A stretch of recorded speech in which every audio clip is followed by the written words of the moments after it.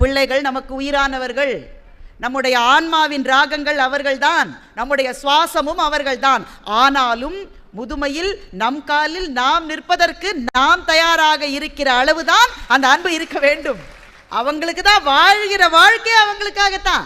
ஆனா என்னுடைய தன்மானத்தையும் சுயமரியாதையையும் இழந்து விடுகிற அளவுக்கு ஏமாளிகளாக இருந்துதான் பாசத்தை காட்ட வேண்டும் என்பது அவசியம் இல்லை என்பதுதான் கதைக்குள்ளே இருக்கிற கதை. பிள்ளைகள் முன் நாம் பொருளற்றவர்களாக நிற்கின்றோம். நம்ம என்ன சொன்னாலும் வந்துட்டாரு பூமர்ன்றோம். ஏன்னா அவன் கேட்கிற கேள்விக்கு அவனுடைய அறிவு தளத்திலே நின்று நம்மால் பதில் சொல்ல முடியவில்லை என்றால் நம்ம பூமர் அங்கிளாவும் பூமர் ஆண்டியாவும் 30 வயசுலேயே ஆயிடுவோம். எங்க ஜெனரேஷனோட நீங்க ஒத்தே வர மாட்டேன்றீங்க இல்லைன்றான். இப்போதான் அவனுக்கு 16 வயசு இருக்கு. இன்னமும் நாம தான் சோறு போட்டுட்டு இருக்கோம். ஏன் நம்மளை ஒத்துக்க மாட்டேங்கிறான்? நம்ம உடனே சொல்றோம் இந்த காலத்தில் யாருக்குமே மரியாதை இல்லை. மரியாதை என்பது நீங்கள் கேட்ட பிறகு வருவது அல்ல, நீங்கள் இருப்பதை பார்த்து அவன் கொடுக்க வேண்டியதுதான் மரியாதை. அவன் ஏன் அந்த மரியாதை இல்லை? அவன் அறிவுத்தளத்தில் நின்று ஒரு கேள்வியை வைக்கிற போது என்னால் அதே அறிவுத்தளத்தில் நின்று பதில் சொல்ல முடியவில்லை என்றால் அவன் முன்பு நான் பொருளற்று போய் தான் நிற்பேன். வாழ்க்கையில் ஸ்ட்ராட்டஜி எவ்வளவு முக்கியன்றதே ஒரு கதை தான் நமக்கு சொல்லிக் கொடுக்கும். மகாபாரதத்திலிருந்து ஒரு கதை, கொஞ்சம் பெரிய கதை, சீக்கிரமா சுருக்கமா நான் சொல்லிடுறேன் அந்த கதையை. Strategy is always important.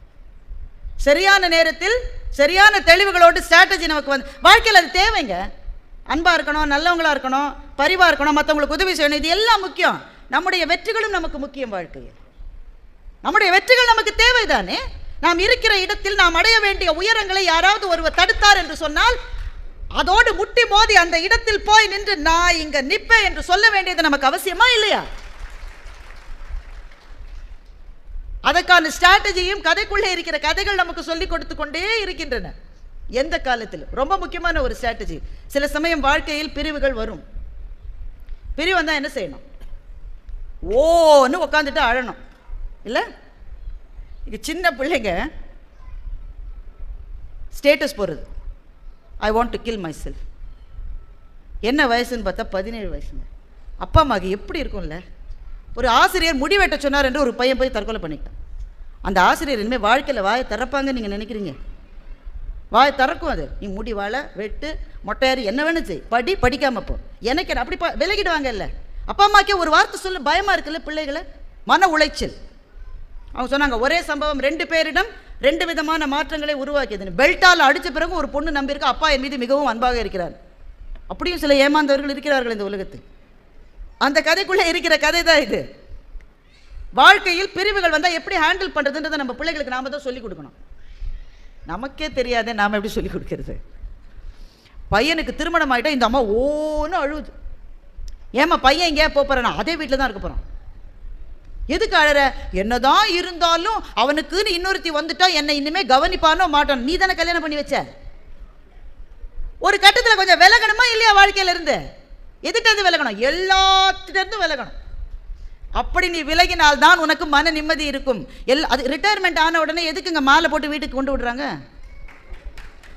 அன்னைக்கு எல்லாரும் புகழ்ந்து பேசுவாங்க. தயவு செஞ்சு நம்பாதீங்க, எதுவுமே உண்மை இல்லை.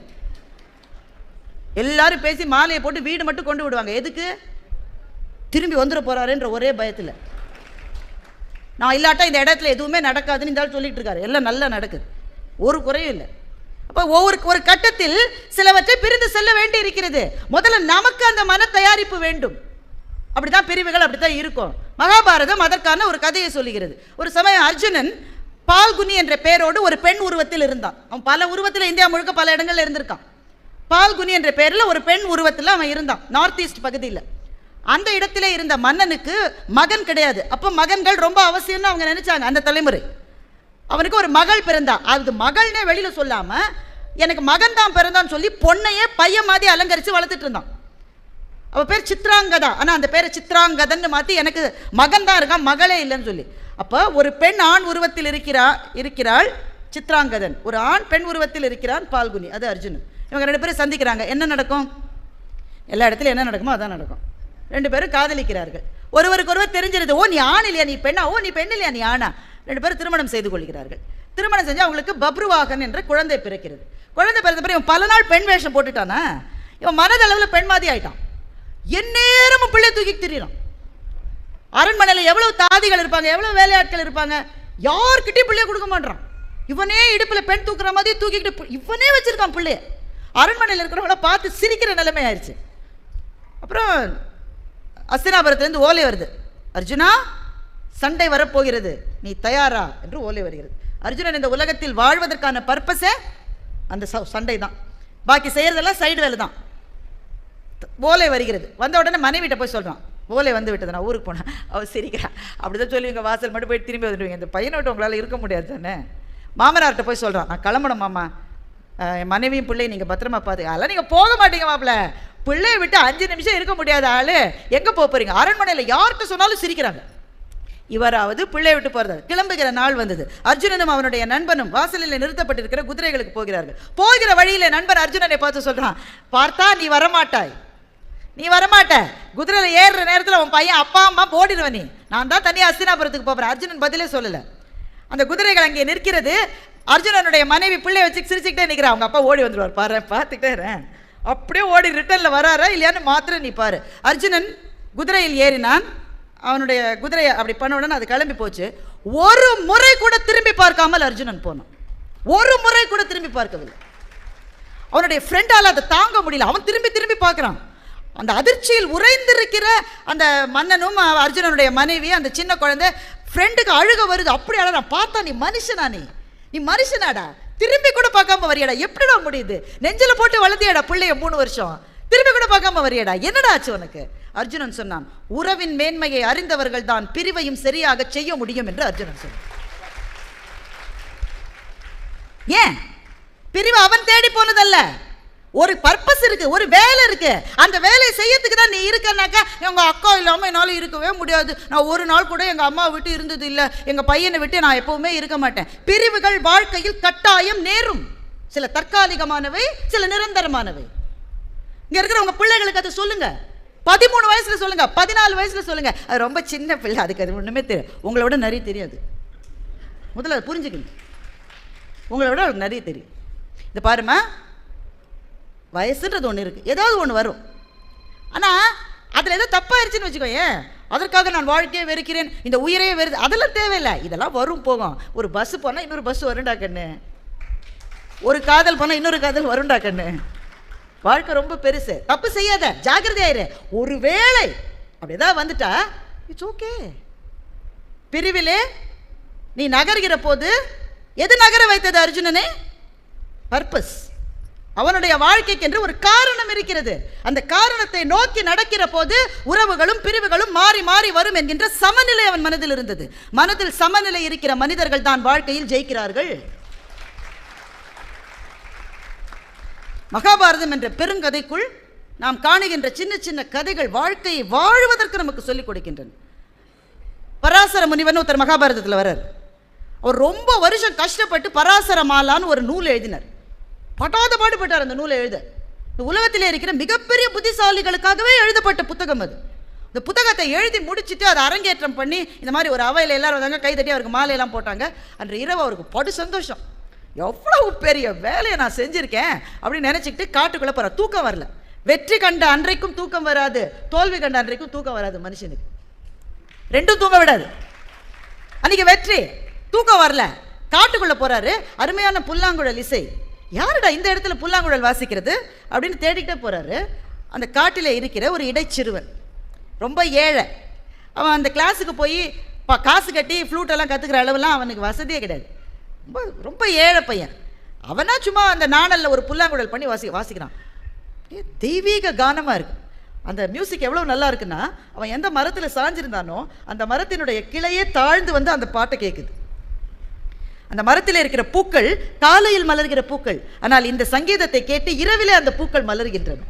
அப்படிப்பட்ட சங்கீதம். அவன் தன்னை மறந்து வாசிக்கிறான். இதை பார்த்த உடனே பராசர முனிவர் அப்செட் ஆயிட்டார். கலைஞர்களே இப்படித்தான், வேற ஒருத்தருக்கு கை தட்டிட்டா தாங்கிக்கவே முடியாது. நான் கூட நல்லா தான் செஞ்சேன், இருந்தாலும் இப்போ பராசர முனிவர் என்ன நினைக்கிறாருன்னா, நான் எவ்வளோ பெரிய வேலையை செஞ்சுருக்கேன், இவன் ஒன்றுமே இல்லை, ஒரு சாதாரண பையன், இவனுடைய சங்கீதத்துக்கு இயற்கையை தலை வணங்குகிறது. என் புத்தகத்தை புரிஞ்சுக்கிறதுக்கே உலகத்தில் 3-4 பேர் இருந்தால் ஜாஸ்தி, நான் பண்ண வேலையே வேஸ்ட்டுன்னு சொல்லி அந்த நூல் சுவடிகள் எல்லாத்தையும் தீயில போட்டு கொளுத்த போகிறார். அப்போ நாரத முனிவர் வந்து நிறுத்தி, என்ன செய்கிற நீ? எல்லாத்தையும் கொளுத்துறேன். ஏன் கொளுத்துறேன்? அந்த சிறுவன் செய்கிற வேலையை என்னால் செய்ய முடியலையே, அவனுடைய இசைக்கு இருக்கிற பெருமை என்னுடைய நூலுக்கு இல்லையே. நாரதர் சொன்னார், பராசரா என்ன செஞ்சுக்கிட்டு இருக்கேன், இந்த காடு இருக்குல்ல சுற்றி பாரு, இந்த காட்டில் யானை எப்படி நடந்து வரும், எப்படி நடந்து வரும், கால் அதிர நடந்து வரும். அது நடந்தாலே ஒரு 2 மரம் கீழே விடும், அவ்வளோ பெரிய யானை இருக்குது. இதே காட்டில் தேன் சிட்டு இருக்கேன், நீ பார்த்துருக்கியா? ஆமாம் பார்த்துருக்கேன். அந்த தேன் சிட்டு பறந்து போகிற தடம் கூட இல்லை. இல்லை, தேன் சிட்டு பறந்து போனால் கூட நமக்கு தெரியாது, நம்ம கண்ணு முன்னா போனால் கூட நமக்கு தெரியாது, அவ்வளோ சின்னது அது. ஆனால் இந்த காடு காடாக இருப்பதற்கு யானையும் தேவை, தேன் சிட்டும் தேவை தானே. அப்படித்தான் அவனுடைய திறமை அவனுக்கு, அதனால் சிலருக்கு மகிழ்ச்சி கிடைக்கிறது. உன்னுடைய திறமை உனக்கு, அதனால் சிலருக்கு மகிழ்ச்சி கிடைக்கிறது. 2 பேருமே இந்த உலகத்துக்கு தேவை. எவ்வளவு பெரிய தத்துவம் இல்லை இது. சில சமயம் நம்ம பண்ணுற வேலை வேஸ்ட்டுன்னு நமக்கு தோணும். தினம் காலையில் எழுந்திரிச்சு அதே மாதிரி பாலை காய்ச்சி, அதே மாதிரி தோசையை தட்டி, அதே மாதிரி இட்லிக்கு மாவு அரைச்சி, அதே மாதிரி ரசத்தை செஞ்சு, அந்த ஆள் முகத்தில் ஒரு சிரிப்பு காணுமே.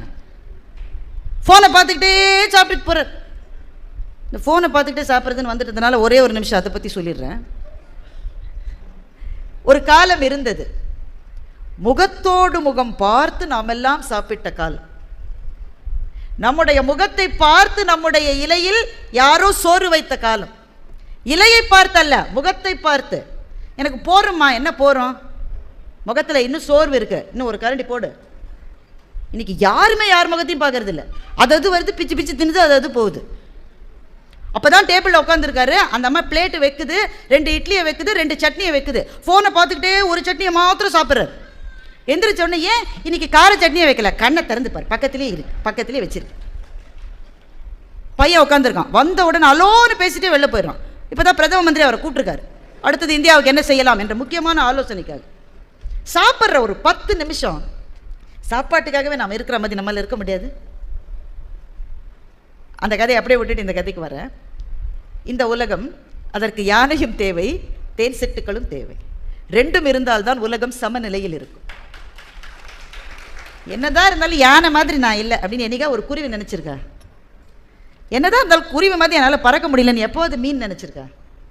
மனுஷன் மாத்திரம் ஏன் சார் அப்படி இல்லை? நான் அவனை மாதிரி இல்லை. அந்த அக்காவுக்கு 800 சேலம் இருக்கும். ஐயோ ஐயோ ஐயோ, இந்த 80க்கே வழியை காணும். மற்றவர்களோடு நம்ம ஒப்பிட்டு கொண்டே இருக்கிறோம்ல. அதில் என்ன பியூட்டினா, நம்ம ஒரு ஏணியில் ஏறுறோம், நம்ம இங்கே இருக்கோம், நமக்கு முன்னாடி ஒருத்தர் இருக்கார். நம்ம இந்த ஆளை பார்த்து நாசமாக போகிறோம், நல்ல கார் வச்சுருக்கான், எங்கள் மாமனார் இருந்தால் வாங்கி கொடுத்தாரு, ஒரு டப்பா கார், எப்படியாவது அவன் வச்சுருக்கிற கார் எல்லாம் சொல்லி இங்கே போயிடும். இந்த காரை வாங்கிட்டோம். உடனே எவ்வளோ நீங்கள் மகிழ்ச்சியாக தானே இருக்கணும். இதுவே போதும், மகேஷ் சொன்ன மாதிரி இருக்கணும்ல. ஒரு பயம் அப்படி நினைக்கிறேன். இப்போ இவனை பார்க்குறத விட்டுட்டோம், அதுக்கும் மேலே ஒருத்தர் இருக்கான், அவனை பார்க்குறோம், அவன் வச்சிருக்கிற கார் எனக்கு இல்லையே. இந்த நிலை வருகிற போது மகிழ்ச்சி என்பது வாழ்க்கையில் எப்படி கிடைக்கும்? கண்ணதாசன் சொன்னார், இன்னொருத்தருக்கான இடம் எனக்கு இல்லையான்னு நினைக்காதடான்னு சொன்னார். அவரவர்க்கு வாய்த்த இடம் அவன் போட்ட பிச்சை, அறியாத மானிடர்க்கு அக்கறையில் இச்சை என்று கண்ணதாசன் இதை மிக அழகாக